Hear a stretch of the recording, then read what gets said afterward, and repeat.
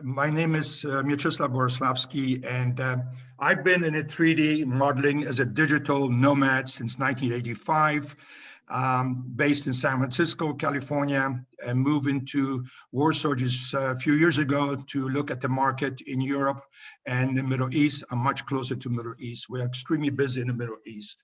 So this presentation will be available to you. Wojciech will take care of that. So he would actually send to all participants this presentation and others I will be showing now. I will be showing only a few slides from these slides because I don't want to bore you with PowerPoint. We're eventually going to go live to the cloud, to the portal, and I will show you the live projects as there are, undergo in the maintenance process. So let's start with this slide in here to explain to you.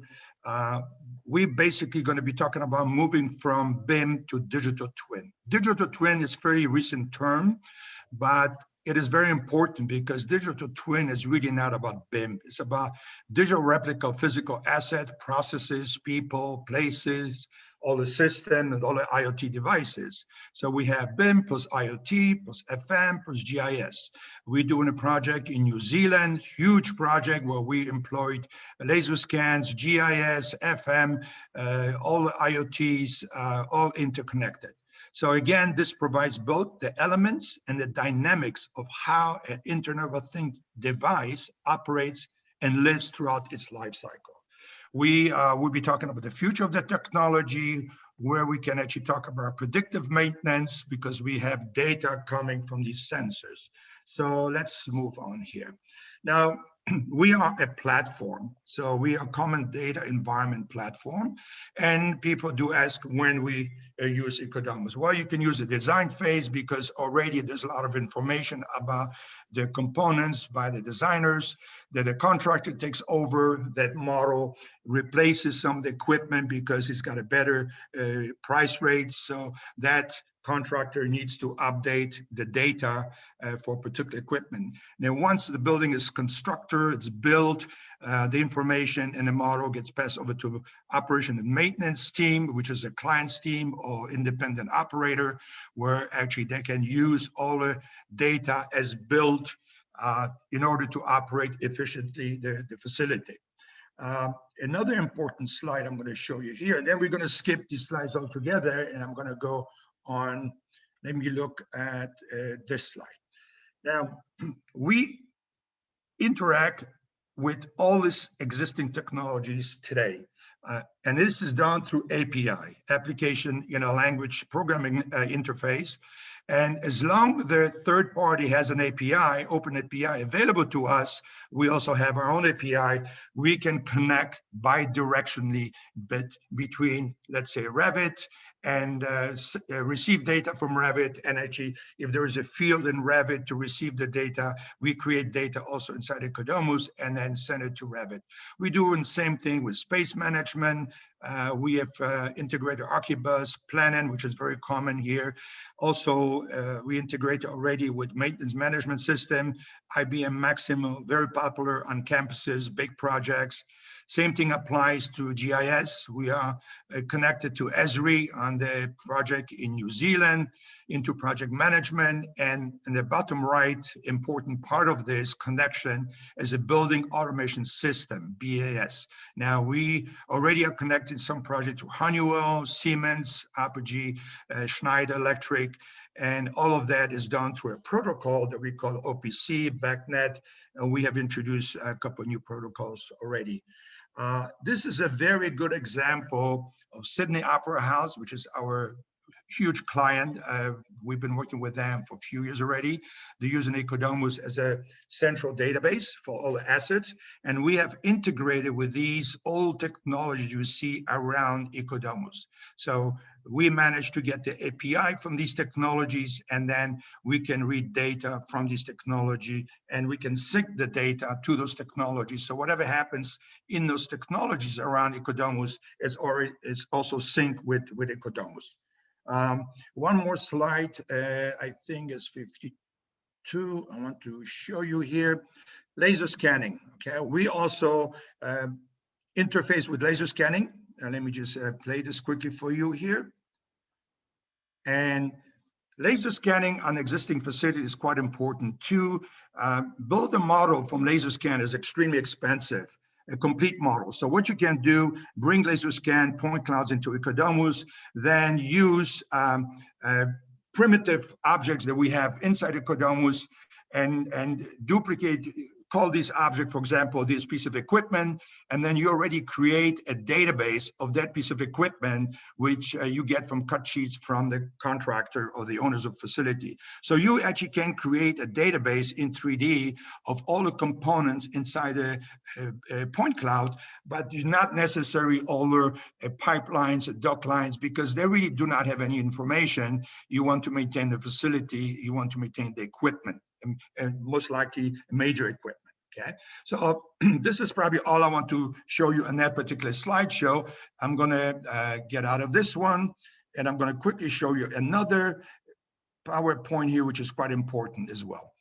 Now, this is quite important in the Revit for facility management structure. This is a model structure, and it's extremely important how you structure your model and also how you structure your data, your parameters. And that decision on the parameters come from the client. So you got to make sure that you cover all the parameters for specific equipment. So what we see on the left-hand side is typical OmniClass 21 table. And you choose the OmniClass number for particular, field, for example, for ventilation. So we have 21043060, which is deals with ventilation. Then in Revit, you still split that ventilation in your families. In the system, you call it 361, and you get supply air, you have return air, you have exhaust air, and other exhaust air. You need to structure there, and all the components that are part of that supply or exhaust air need to be connected. And again, you see in Revit family, you have these systems already implemented. And now I'm going to go and show you how this is done inside Revit. Okay, so I'm going to switch over to Revit, not this Revit right here. Let me make it full screen. Now, this is what I said, we have to have these OmniClass and system connected. Now, if I show you in Revit, and I go to user interface, excuse me, and you notice the system browser is never activated. You have to activate it yourself. So I'm going to activate the system browser in Revit. And that's what you should see. You have to have a link to your architectural model, and you have to have what we call room objects, which are volumetric object of a space. It's not tagging in 2D in DWG sheets, a tag and paste on the floor. That doesn't really do anything in as far as information about 3D. The room objects really would tell you exactly where that piece of equipment is located. And the room object has to be from the floor to the underside of the next slab, because you're going to have lots of components, valves, and diffusers, all that in the ceiling, and certain components above the ceiling. Now, the engineers, when they use Revit MEP and they calculate the airflow, they select the artificial ceiling for the airflow. When you export that information to EcoDomus, we have to untick that box and make sure that your room object is extended to the underside of the slab above. By doing this, so you see we have a chill water supply 201 we created in Revit. We have all these components in Revit for that particular system, because there are many subsystems. We have the flow information, size information, and we have the space information and space numbers in Revit, because I'm going to read that inside EcoDomus. So let's say you're already ready and you want to export all of that into EcoDomus, into the cloud. We've developed probably one of the best export tools. Well, first of all, you export geometry. So we export everything you see in 3D screen. This is why we were able to split these views, as you see on the left window, to various. For example, we have view for water distribution. I'm going to show you what it looks like. And sanitary drainage, let's look at, and all these different ducts, HVAC ducts. So all these models will be exported according to what you see under EcoDomus views on the left window. Now, this is just the geometry. This geometry sits anywhere you want to for the time being. Could be on your desktop, could be another drive. You're going to export that geometry later on. Now, very important part is our Bim connector. Okay, I say export all the elements. Then it sees the entire project. So I'm going to say data selection. So you notice I've already selected air terminals. These are all families of air terminals, data devices already selected, electrical equipment. So these are all families, lots of families. Stay away from generic models. Generic models are not intelligent, and not much can be done with generic models. So we see I have a lighting devices, lighting fixtures, mechanical equipment, all of that. We talk about data. And I say, all right, export that to my cloud. So it goes to my portal, sits somewhere, could be with, we don't know what these portals are sitting. They are distributed to many computers around the world, but everything sits there. Now, once you export the data, we also export what we call viewpoints. And I will explain to you why the viewpoints are important. If you do have these room objects, then we know exactly where everything is located. We put the camera inside that space, once you cross the door, and then we have all these views exported automatically to EcoDomus, and it's done, and you can travel to the project. So I'm going to quit this, trying to speed up this process, and I'm going to go to the cloud now. So let me hide that here. We don't need to see this anymore. Now I'm in the cloud. So in the cloud, let me just explain you the left window. We have three windows in EcoDomus. We have your left window, where you search for components, spaces, and system. And then you have, let me close that window. And then we have the right window where you're going to see the information about the component you're going to select. Right now, we have nothing selected. So again, we have in 3D, we have systems, we have spaces, we have all the components. There's a type of components, we have zones. Now, this is a little icon. I already created a main view, a mechanical view ahead of time, a mechanical 2 view. Very similar to what you do in Navisworks. Also, excuse me, this folder, that's what I told you earlier, that's exports view for every floor, every space, which has a room object. So I have all the spaces on first floor, mechanical room, the roof, second floor. So I can go to second floor, for example, and I'm going to go to a mechanical area. I know the room number and I know the room name. So I just click on it and I'm already in that space. Okay.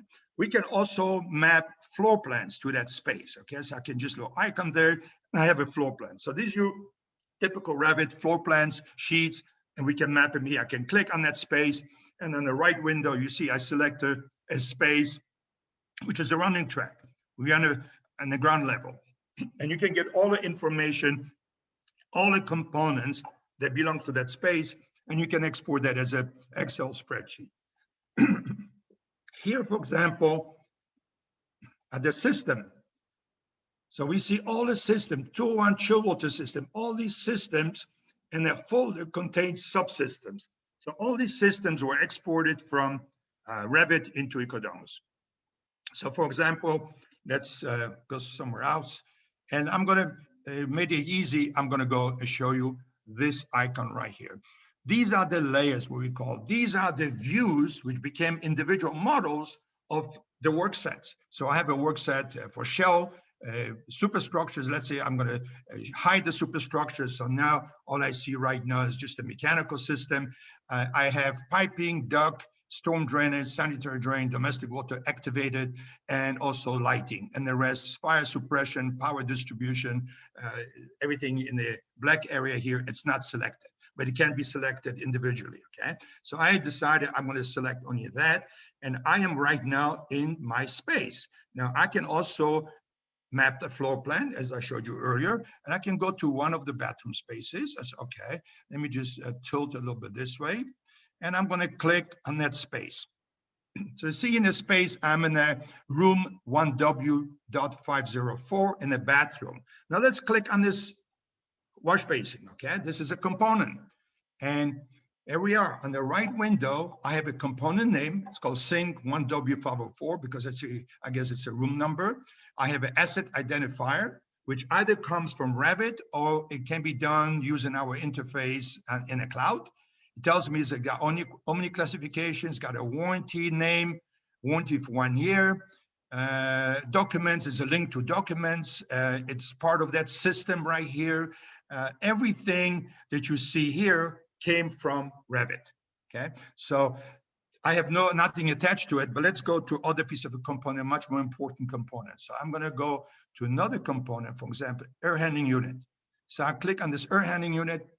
On the right-hand side, you see I select the air handling unit. I have a serial number, tag number, asset identifier, installation date of the unit comes from the contractor, warranty 1 year, start of warranty, end of warranty. All that information is required by the facility managers. Now, that unit is part of all these systems, including electrical system and other air supply systems. So it's a main air handling unit.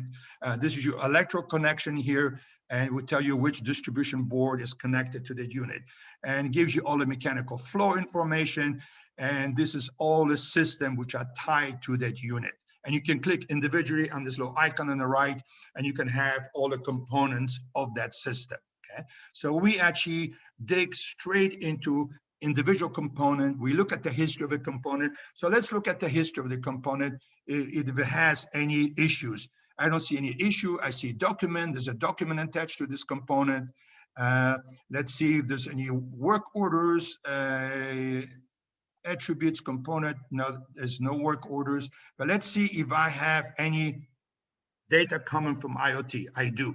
So you can see I have a single data point coming from the air handling unit for today. This is how, if I move this out of the way, I'm gonna leave it. This is performance for today, but I can go into a calendar. I can say, show me the performance of the air handling unit between those dates. So I apply that information and I will get, this is the performance of that unit. Let me just move this out of the way.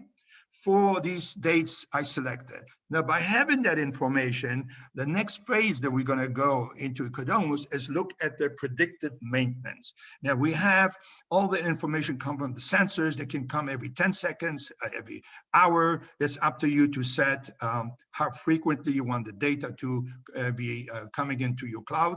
And then we can analyze this, and we can actually see if that unit, how long that unit that we think would last before breaking down. Because as you know, when you break down a unit, you actually have a shutdown, and shutdown is extremely expensive. And I'm gonna go in a few minutes, explain to you in a PowerPoint again, these shutdowns, what they mean. So I don't know how much time we have. Let's quickly go to one more presentation. There's this one right here. And by the way, this will be available to you. I will make sure that you will have available in PDF format here. So this is we have 10 more minutes, Mitch. Okay, so this is a healthcare.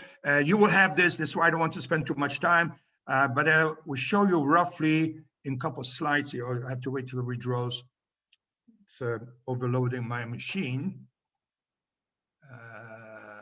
Why is not showing that slide? Okay, I have a PowerPoint here. Okay, so let's look quickly here. I'm going to skim very quickly to that because it's the last I'm going to do.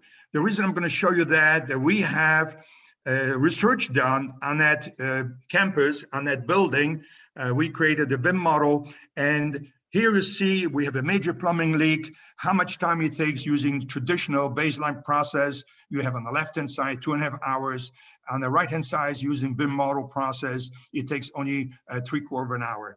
And then we have a research done on the entire process of various different shutdowns, planned shutdowns. And you will see how much time it's saved. For example, here we have a typical shutdown in a MRI unit, which is quite important unit because there's a lot of lead inside these walls to protect the patients. And so you see we have typical time span maintaining this unit 152 hours, and then you reduce the time to 74 hours. So this could be fairly useful to you. For example, we have a structural beam in our model, and they want to hand piece of equipment, very heavy equipment. So we can go to that beam, and there's enough information, the type of a beam and how much weight it can support, so you can actually plan you hanging of equipment from the beam. Same thing, we can look, you want to track all the fire rating door, 2-hour fire rating, 4-hour fire rating, so you have access to that. Also, you want to repaint the facility, and we says, well, we have that paint selected. Show me all the rooms that have that finish, that color. And so you can calculate square meters or square foot of walls you're going to be painting of that color throughout the building. So all that information is available. And then we use this for training, because you can train any newcomers to a FEM group about the facility. They would be familiar with every single component and how to check on the performance of the component. So it's not like traditionally I was in a meeting in Switzerland in a hospital, and the main facility general manager was leaving the company. He spent 30 years. And then I was asking him, well, you're leaving the company now, what happens to the next person who's going to take over? Well, they have to almost start from scratch. Where here you have all the data recorded, and then the transfer of knowledge is almost immediate. So you don't waste any time training new people on board. So I'm done. If there's any questions, then I will be here. Wojtek, I give this screen over to you. Yes, thanks a lot. Maybe we have some questions from. Oh, one more thing I forgot to show you. Very important. Yeah. Oh, whoa. Very important. Let me just get out of this. One last thing. I had this model ready for you. This is a model. This is our technology today. We're doing a building in a very, very complex building in Moscow right now for a bank.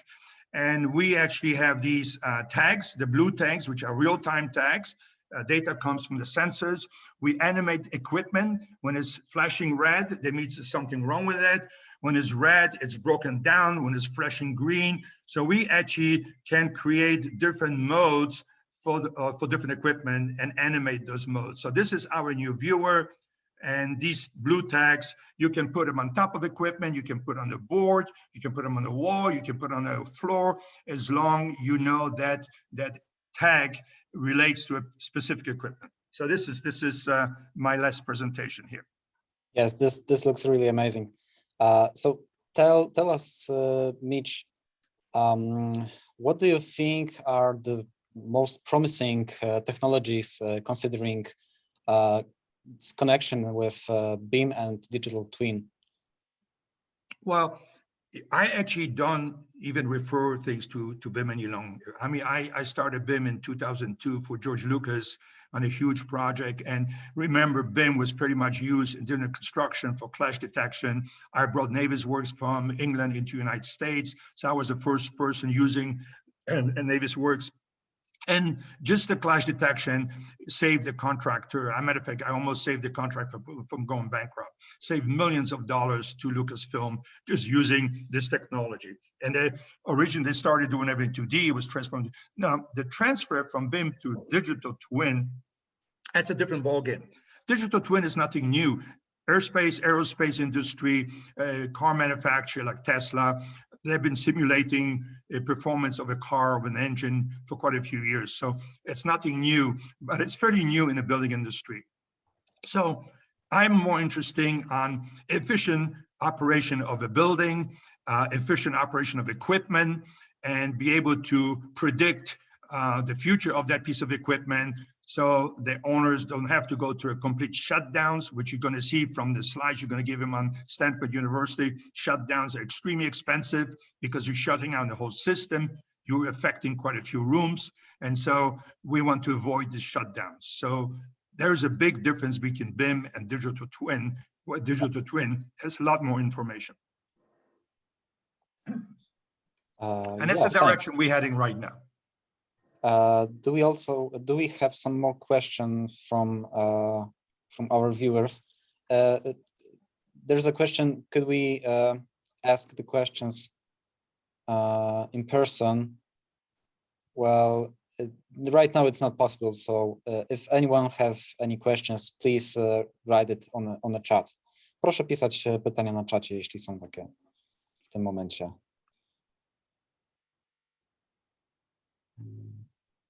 Those of you who are really interested of seeing a more detailed presentation and what the technology is all about, we can, organize another event and spend more time on that event. Yeah. Okay. So if there are no questions for now, please, how do you convince the clients? How do what? How do you convince the clients? How do I present to the client? how do you convince the Oh, client? convince the client. Yeah, Well, again, you know, when you look at the Stanford University, we have return on investment. All the data comes from the Stanford University. So you see, when you look at the time saving of shutdowns and you multiply the cost of a shutdown, that is really convincing the client that they can actually, you know, we take credit for a lot of things, and the visionaries really are the client. You know, the reason I had a success with the Letterman Digital Arts Center, which is a $450 million project for George Lucas, is because I had a visionary client who actually saw the future, and he saved over $50 million on the job. So that's a huge saving. Now, you have to convince a visionary client, not just a client wants to make a quick buck. You need to convince the client there's a future in this technology. And I have one client in Poland who has that vision, only one. And I really appreciate that, because he's got a very interesting business in Poland and beyond Poland. And I think this technology is going to save him a lot of money. And that's all it takes. It takes a visionary client to understand the need and the return on investment. Mm-hmm. Yes. There is also a question about integration with COBE. Well, we are COBE. This is all COBE. If I go to any, let me go back to if I look, I already quit that. Did I? Let me go back again here. Now, if I go to this gym, for example, or let's go in here. Maybe I did it here. Okay. This is component. When you transfer the component from Revit into our portal, I didn't show you that sheet. On the left window, on the asset, you have types, components, spaces, systems, zone, floors, facility. This is all COBE. We are all COBE compliant. We are the first company, actually, that was COBE compliant.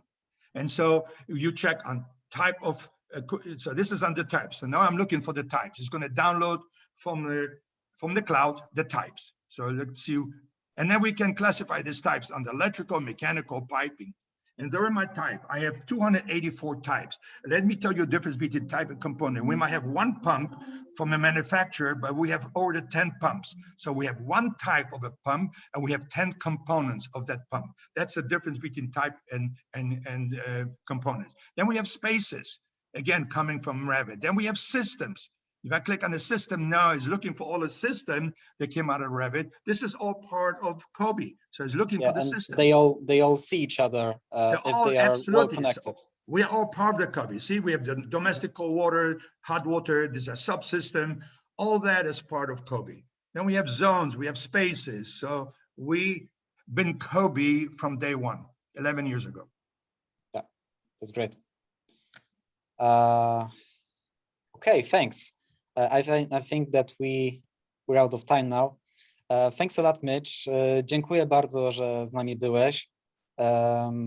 Dziękuję za bardzo wyczerpujące odpowiedzi. Myślę, że ludziom też się podobało, bo jest duże zainteresowanie właśnie na czacie. Nagranie będzie dostępne na YouTube, więc później będzie można je obejrzeć dla osób, które się spóźniły. Dziękuję jeszcze raz, Mitch. Nie ma za co. No. Thank you and goodbye, everyone. Okej, to dziękuję Państwu też i do zobaczenia na kolejnym, już ostatnim webinarze za 3 tygodnie. Miłego dnia.